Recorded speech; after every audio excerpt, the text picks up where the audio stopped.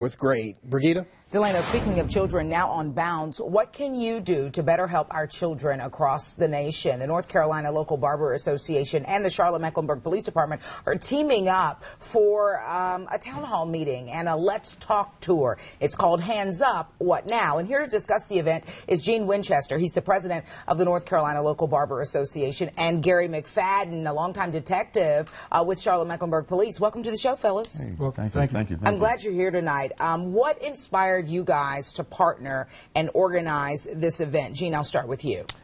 Okay, I guess me and the chief of police, we was in deep conversations about it. You know, the problems that the community is having, the discord and the mistrust that they're having with the community. So we decided to put together this town hall meeting. And that's the way it started.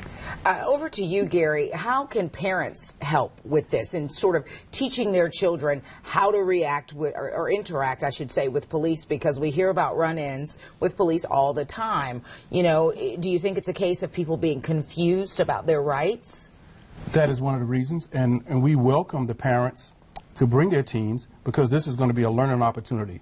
We're going to kind of open up our world to them, and you know, the Barbershop Association is going to open. We're going to open that world up to the public, because a lot of conversation starts in the barbershop.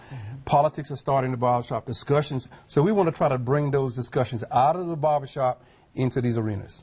And Gene, how is the Barber Association going to get more involved in the lives of our young people? Well, that's a part of our mission, to be involved in our community, helping growth, helping peer partnerships with other different organizations to build our community, help them with different opportunities that they normally wouldn't receive.